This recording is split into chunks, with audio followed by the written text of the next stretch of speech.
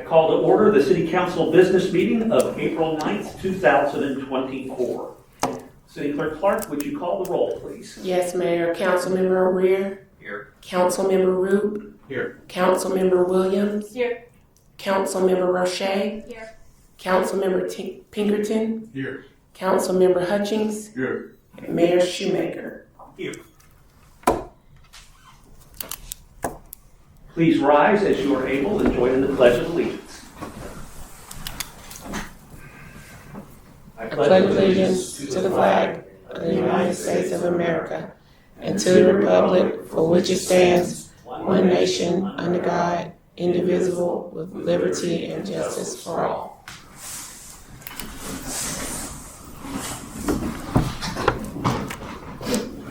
Each member of council has received a copy of the minutes from our business meeting of March 12th, 2024. Were there any corrections to the minutes? Hearing none, the minutes will stand approved as written. Bless you. Okay, it's time for citizen comments. Mr. Foggie, if you would please come to the podium.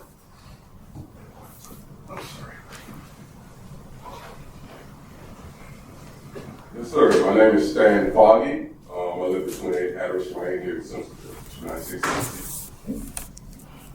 Okay, well, I'm here to address the council. I just want to be brief here, and I'm addressing the council concerning those utility contractors, specifically right-of-way of easement. I've had my property dug up 7 times in the last 2 years, 4 times so far this month. And I understand the right of easement and utilities, specifically with the frontier infrastructure plan that's going around Simpsonville now. I've had an endless loop of frontier, Duke, and now I have a temporary line from Charter run across my property because of an issue that Frontier caused, which is repairing an issue that Duke caused. They're repairing the issue that Frontier caused. I am resigned to the fact that my property would never be level again, which is understandable. I've been there since 1998. I got loans to divvies, humps, whatever. Even though they say we'll fix it, we've never been there. As a property owner, it'll never be the same. My question is, with this last incident that happened a week ago, where Frontier came out to repair a job that Duke had done, they actually shorted out the spectrum cable to my entire road in my neighborhood when they know they were going to do so. But they had a job to do in specific for a point of time. I was told, well, it's not a big deal. It's just cable. No big deal. I bet it was a big deal to Spectrum because their heavy trucks had to come out, the emergency unit came out and worked through the night for over 5 hours just to run a temporary line. And I'm sure that Charter is going to charge Frontier for those man hours and that material. My question to the council is, for homeowners, why can't homeowners be incentivized or compensated for that right of easement, especially when it gets redundant into the level of abuse? You know what I'm saying? This is Frontier, and they're digging in your yard, and then they do something with Duke, which I've had temporary lines from Duke run across my property to service my neighbor. Why you can't get 30 days of free Duke service? Well, if it's Frontier, you cut Spectrum. Why can't Frontier provide some type of service to the homeowner so for incentive? I mean, I'm thinking that if these utility companies can compensate each other for the faults and failures, why can't the homeowner also have some type of incentive? Not just for the inconvenience to it. It seems like an inconvenience to the utility company is no big deal. For someone who suffered through it over and over again, it becomes more than just an inconvenience. That was my question to the council. Why can't there be some kind of ordinance to protect the homeowner and incentivize the homeowner when the utility company repeatedly encroach upon your property? Thank you. Thank you, Mr. Foggie.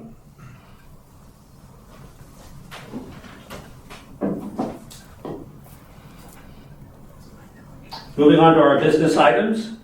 Item 6A, GCRA Annual Action Plan and Resolution. Administrator Gracely, will you summarize for us, please? Yes, thank you, Mayor and Council. Good evening.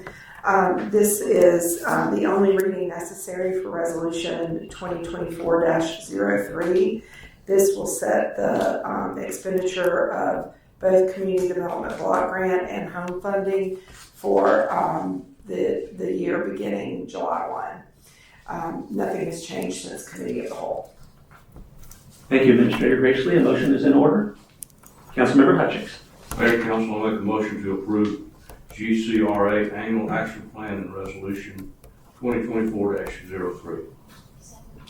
Have a motion from Councilmember Hutchings with the second from Councilmember Roche. Discussion?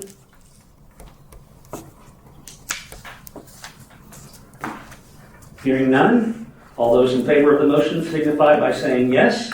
Yes. All opposed signify by saying no.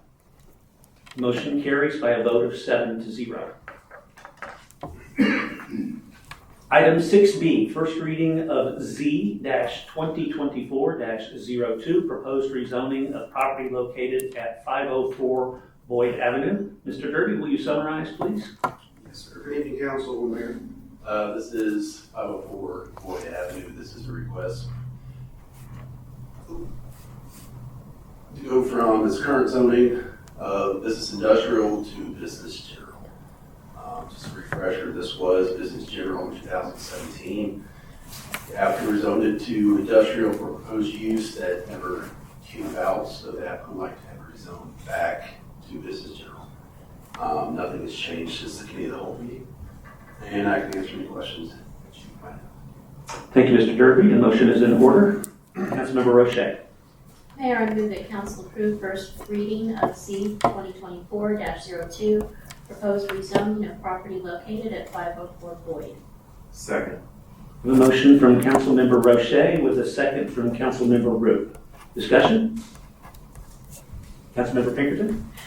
Yes, sir, thank you. So we learned a lot from the last meeting, but a couple of questions and concerns. So the idea of changing this from BI to BG is in favor of a salon that is located there, correct? Because it would have to be BG. You'd like to go back, so it would be with the current zoning designation that allows salons. Okay. Is there a salon operating there now? There is. There is not. There is. Have you been there? There's nothing in that building. They have a business license there. There's no business operating there. Okay. Kind of reminds me of the car wash or the laundromat, but there's no business operating there. So it seems to me like in order to be able to have a business or reestablish a business, because I think in the planning meeting, he said he was operating a salon there, but he's going to change his business model, correct? I believe so. Okay. Changing it to BG would facilitate the salon, but there's two other businesses there that fit squarely in the model of BI, correct? The restoration services can go in both business general. As a special condition. Correct. Do they meet the special condition of a BG? They can. Yes, sir. How so? They would have to, if it was traditional new business, it would have to go through a special exception process before zoning appeals. So if you change it to BG, then they're out of compliance and they'd have to change to a BG based on their current condition. No, that would be legal non-conforming. That's kind of how the hair salon went from permitted to BG going to BI. It would make them legal. So the construction company, I would say, is under service construction. And under service construction special conditions, administrative offices for construction service shall be permitted by right within a few of these MBG. The storage of materials and or vehicles is prohibited. So how would they be able to be a BG if they've got basically a BI condition right now? The other part of that too is this industrial company they have there as well, which is a radon company. They have vehicles parked behind the building, which are visible from the street. there's no fence as required in the BI. I'm just a little bit concerned. I'm not against the business for sure, but I'm not sure how it works. And even in the planning meeting, nobody asked the questions of what the other buildings did do. I mean, it's just to assume then if they don't comply, they just be what you said, legal non-compliant. I mean, how's that fair as a zoning requirement? Well, there is requirements for VG to have screening and such. That gets applied through the, for zoning fields, they apply through them explaining how they're gonna set up their processes, where they're gonna store the materials, how it's gonna be screened. Through the BI, there's different criteria, how you had that set up, you are correct with that. But as it stands, the way they operate now, by allowing it to go BG back from BI to BG, you're creating a legal non-conforming issue. That's what you have to consider if that's what you want to do. I just, again, I've looked at this pretty hard. I've been out to the property. There's no salon operating there. They don't even have a website anymore. But he wants it to be BG because of the salon that's operating there, but it's not. And I'm assuming if he's changing his business model, if he got a business license and he's not operating, what happens then? I mean, I don't think the requirement to have people inside the business. I think they operate off of appointments, is what he explained to me. So it's not there every day when people walk in, his wife asks clients, that place is empty. There's stuff outside the door. I mean, it's like they want to remodel. And if his idea is to change his business model, maybe he's getting ready to rebuild, but he does not have a salon there. So to go on, I just have a real hard time, not against businesses in general, but I'd have a hard time voting yes, because it doesn't seem like any of this business meets any of the zoning requirements. And during the planning meeting, nobody really looked into what those buildings actually were, and if we're going to, do we just allow them to operate under a BG when they're certainly in their business industrial? So that's all I've got. Thanks. Councilman Brochet. My questions were answered. Okay. Councilman Peru. I have a few follow-up questions as well. Did he mention at the last meeting, or perhaps did I make it up? I don't know. That he's planning on selling this property? no, sir. So that wasn't the case? What he expressed to me is that he wants to make sure it's set up that if he has vacancies, he can lease the property out better under BG than BI. Okay. So when he switched back in 2017 to BI, his intentions were to build some type of manufacturing or something that didn't come to fruition, obviously. At what point, and here's where I'm confused, I'm not saying it's right or wrong, maybe you can educate me as well. At what point did he know that that building was not going in? It's 2024, so it's been 8 years. At what point did he come to the realization that he wasn't building it for him to come back to us to rezone it? And all the while, the last 8 years, he's been not followed up on as far as you changes to BI. Why haven't you built this yet? That's kind of my overall confusion from the thing. I don't have that answer. His other property that was part of that cover letter you mentioned, Mr. Payton, about saying that he had two properties. There was two rezonings that went to planning commission, or were going to planning commission. One was 504 Boyd Avenue, which he owns, and 112 and 14 Pride Drive. He wanted to rezone both of those. That one on Pride Drive became vacant, I think, back in October. It's BI now, and he couldn't get anybody in there. So I guess he kind of panicked, knowing that it's easier to do it BG-wise and get more tenants. We talked to him beforehand and explained you can petition for this, but from a staff level, we feel that that area needs to stay business industrial. So he withdrew his application at the meeting to not go forward with BI over there. So I think more of a future-proofing the properties over there. But again, I can't speak on his behalf as far as why he didn't do it when he realized that the manufacturing job is not coming to Boyd Avenue. why we waited. A couple of follow-up questions from that. So did the planning commission ask these questions? Any questions been presented tonight to you or from 2 weeks ago? Did the planning commission ask any of these kind of questions to the gentleman while he was here? No, sir, nothing was really discussed about pride. Just basically made a statement that I'd like to defer my petition for rezoning. The Boyd Avenue, we did discuss about what's there currently. He explained that it was a hair salon in one building and the restoration in the other. They explained the background when he purchased the property. Okay, well, again, we're trying to make decisions here based on planning commission's recommendations, and we don't really have a recommendation because a lot of questions weren't asked. And it's been a concern of mine anyway. The other concern I have is the city supposed to be checking these things to make sure that people are compliant with how they are zoned? As far as when he put in for that in 2017, is there some type of follow-up system that we check on these things to make sure that he's getting in compliant? If not, we have to say, you need to go back. It seems like he realized this on his own accord and came to us. Now it's a snowball.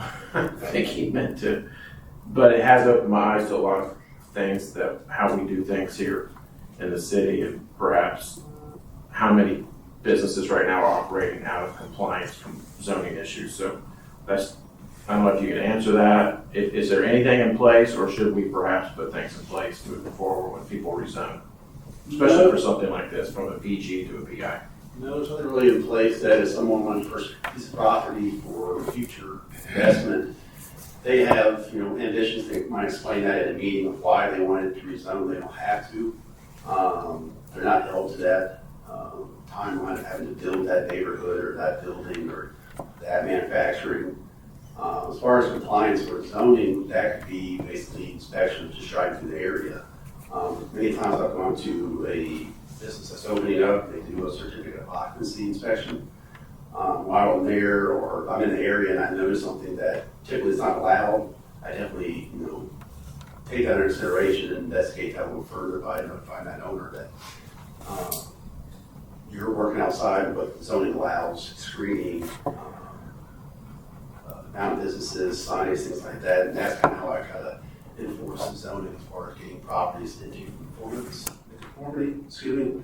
But it's kind of hard, it's me. Playing. For all the businesses in the city, so it's basically once you're out there, you kind of do the area around that, but as far as keeping up with it, we have nothing. So he doesn't have to follow up with plans, say, here's my plans that I've submitted, here's how far I've come on this project since I've rezoned. There's nothing in place for that. Just until whenever he's ready to submit plans to build, it's got to be within what the zoning is at the time that he submits. Okay, all right, thank you. Councilman Rover. Forgive my name for saying that. Yeah, I'm pretty good about, open-minded about moving things from committee to whole to business meetings to give everyone a fair shake. But this has seemed extremely odd from the start. And looking more into it, like Councilman Pinkerton, I've been by the property myself. There's no beauty salon there. It's got a sign. But what I don't understand, I guess, to get back to the start of this, is, how did we even get here? Because, there's really, I think, two things that could have happened. If that salon was there prior to the 2017 rezone, then as soon as it was rezoned, it was immediately out of compliance. But it's still there. But if the business existed before or if it was approved, the business came in after, it was out of compliance immediately. So it's never been in compliance one way or the other. So how did a business get in there being out of compliance on either side of that issue? And it's concerning to me that there is no follow-up. If you approve something, I guess we're taking the word for people to actually do what they say they're going to do. This just isn't looked right from the start, and it's really because of the whole timing thing that I just explained. how did the city approve the initial rezone request from general to industrial if you already had a general business sitting there? So as soon as you approve that, the general business is automatically out of compliance. So why did we do that? That was before my time. Yeah, so that's the question. And if we did that, we did it with knowledge. I mean, it's not like it was hiding from anyone. We knew that it was already a business general. And we knew that that was a business general business. But we agreed to the industrial anyways. So we've been running out of compliance for, 8 years now? 8 years we've been running out of compliance. And, I didn't even know until today, and I went back by there again, I didn't know there was another business running out of there, a radon business. I looked at the website, it's 504 Boyd. Is that even registered with the city? That business is registered at that location. That was never brought up. Was that brought up to the planning commission? Don't put that particular name on top of my head. Yeah, so we've got multiple things going on at the same property. Some need to be industrial, some need to be general. And so we're right back to where we started from.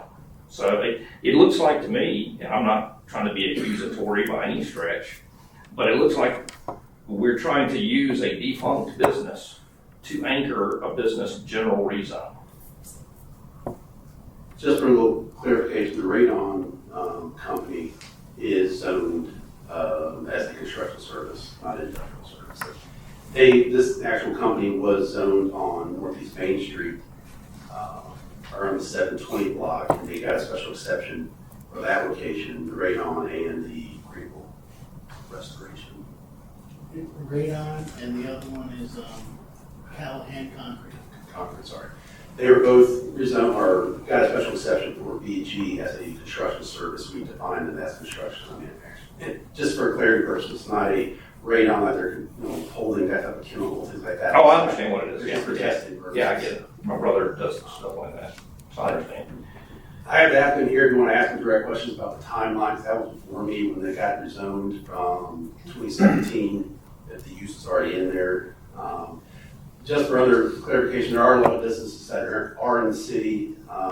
Example I used last time was Muffin Man. In 2012, 2013, we rezoned pretty much the whole city to new designations. So a lot of properties got changed that day to BG that were operating as manufacturing. Those are what we wanted to go in those locations. So we've done that before. I don't know, again, that was before my time, 2017, how the actual rezoning took place with the properties, with the uses currently there. Mr. Derby, a point of clarification.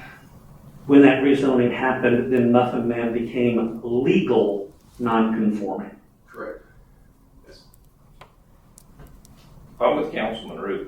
8 years, that's a long gap of I just stood for election and I had to come pick up signs from here more than once. So they're on that flies on what.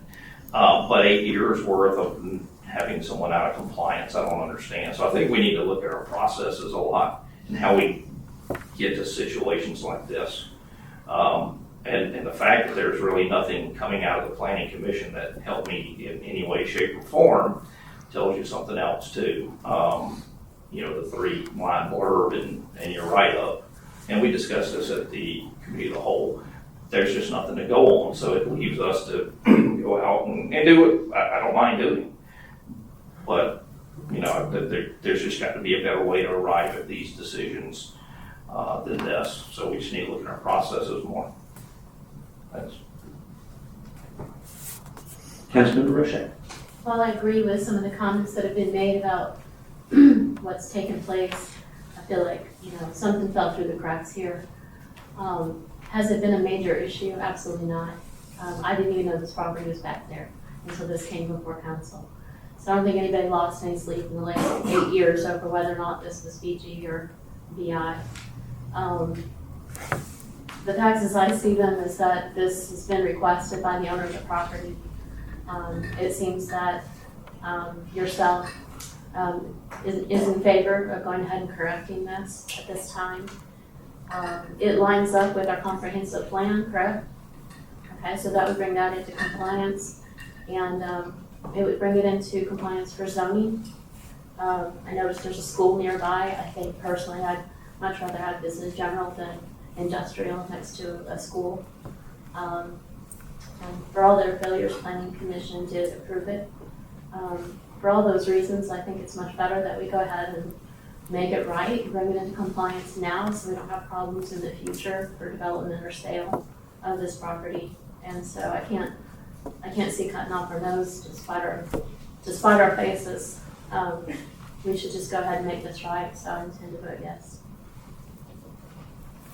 Council? So one thing I think that we need to discuss here, that we need to be very, very clear about.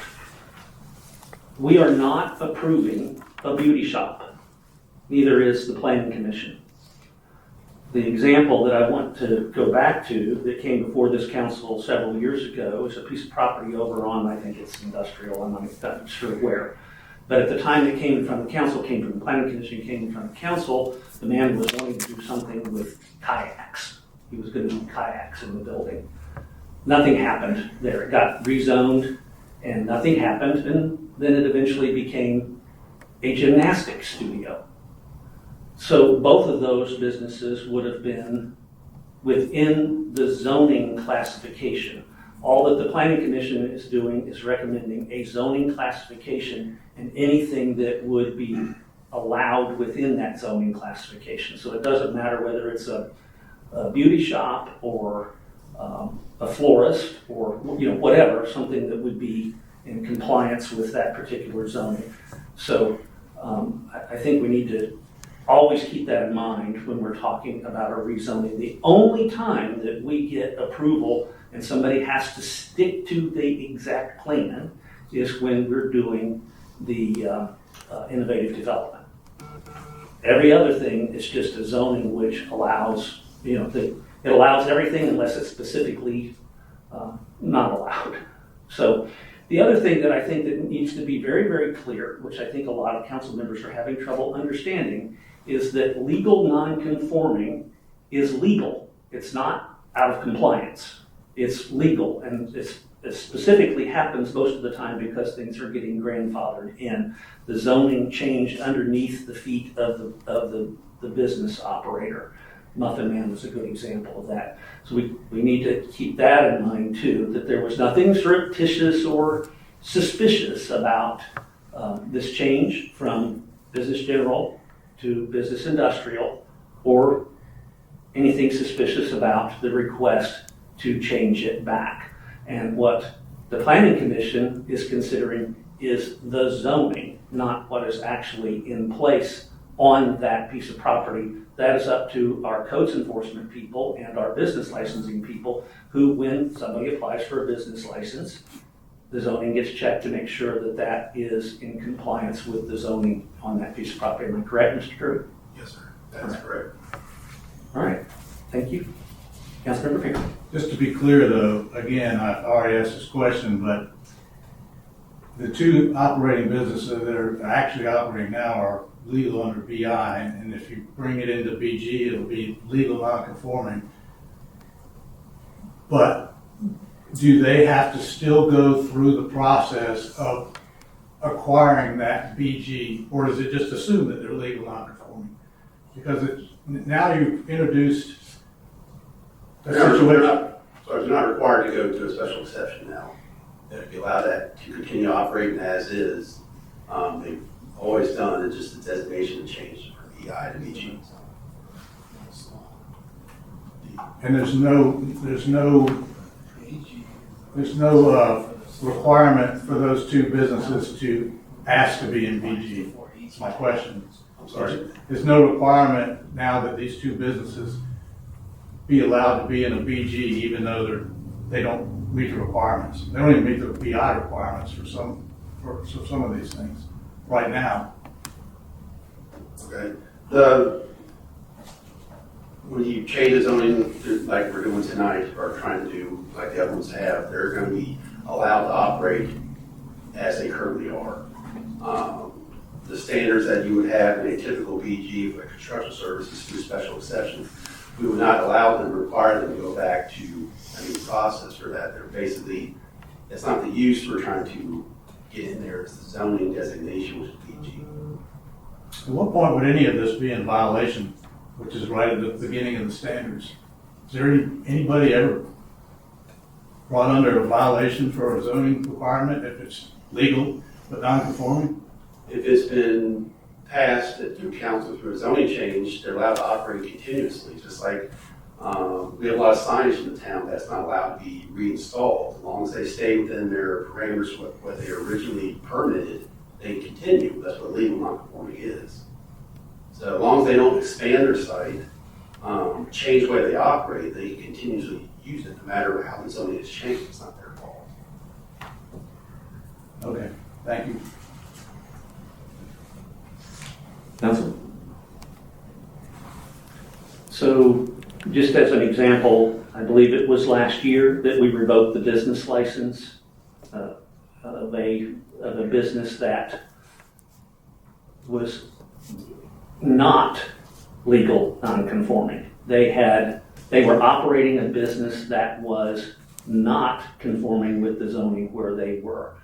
And there were more factors in it besides that non-conformance. But the point is that in that case, it went as far as, sorry, you can't do business at that location anymore. So yes, we do enforce it. Yes. Any more discussion?